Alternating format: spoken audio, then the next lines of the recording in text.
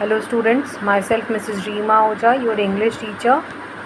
Today we are going to start next chapter of your first flight.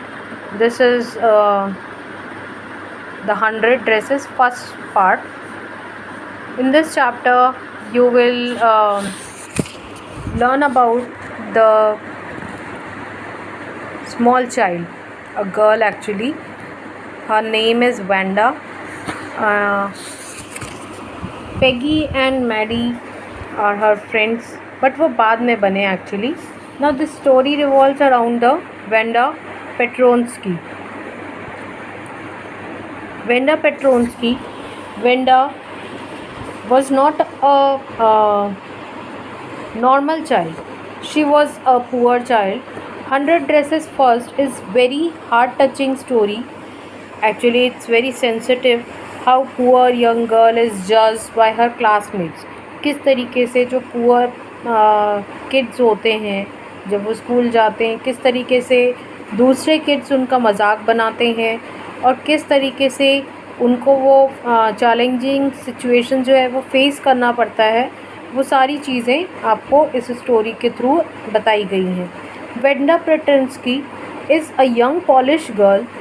Poland में रहती है वो लड़की, और जब वो स्कूल जाती है अमेरिकन चिल्ड्रंस के साथ में एक अमेरिकन टाउन में, तब दूसरे बच्चे उसके साथ में कैसा बिहेव करते हैं. The other children see Wanda as an innocent girl.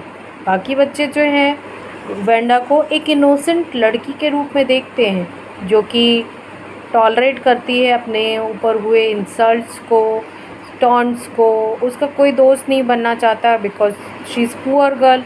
और क्योंकि वो बहुत ज़्यादा पैसे अफोर्ड नहीं कर सकती, न्यू ड्रेसेस परचेस करना अफोर्ड नहीं कर सकती, she always wear some of the clothes जो कि विदाउट आयरनिंग होते हैं और जो नॉर्मली जो किसी दूसरे को, गरीब को दे दिए जाते हैं, मतलब किसी के पहने हुए कपड़े ही पहनती थी. Who cannot afford to come to school in the variety of dresses like the other girls of her class. वो नॉर्मली बाकी लड़कियों के जैसे हर रोज़ नए कपड़े पहनकर स्कूल नहीं आ सकती थी, because she was poor. Her friends उसकी दोस्त बनी थी बाद में. मतलब पहले तो उसके साथ में पैगी और मैडी जो थी, वो दोनों गर्ल्स उसका मजाक बनाया करती थी. पैगी क्योंकि पुअर फैमिली से बिलोंग करती थी, तो वो थोड़ा बहुत उसके लिए लाइट हार्टेड रहती थी. बट स्टिल मैडी जो थी वो अपने आप को बहुत प्राउड फील करती थी. उसको दोनों मिलकर, पैगी और मैडी जो थी वो दोनों ही उसकी पॉवर्टी, वेंडा की पॉवर्टी का मजाक बनाया करती थी. In order to encounter their taunts and sarcastic remarks, she often told them that she had 100 dresses in her closet. अब कोई भी किसी का भी कोई मजाक बनाता है तो नॉर्मली हम भी इरिटेट हो जाते हैं, और हम भी यही कह देते हैं कि नॉर्मली कि मतलब हमारे पास भी तो वो सब कुछ है जो आपके पास भी है. तो उस वेंडा ने यहाँ पर इस सिचुएशन में झूठ बोला कि उसके क्लोजेट में, मतलब उसके अलमीरा में भी बहुत सारे हंड्रेड्स ऑफ ड्रेसेस है जो कि वो रोज़ रोज़ नहीं पहनती, क्योंकि उसकी मदर उसको कभी अलाउ करती है, कभी नहीं पहनने के लिए अलाउ करती हैं. तो इसीलिए वो जो उसको अलाउ होता है वही पहन लेती है, और उसको ज़्यादा इंटरेस्ट नहीं है रोज़ रोज़ नए नए कपड़े बदल कर पहनने में.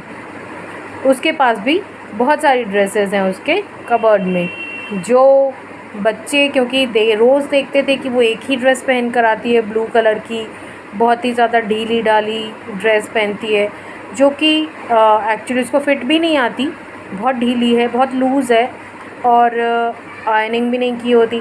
तो उसके ड्रेसिंग सेंस से नॉर्मली स्टूडेंट्स जो थे, बाकी क्लासमेट्स जो थे, वो एक अंदाज़ा लगा लेते हैं कि शी इज़ वेरी पुअर, और उसको टॉन्ट भी करते थे कि तुम तो झूठ बोलती रहती हो, तुम्हारे पास ऐसा कुछ है नहीं.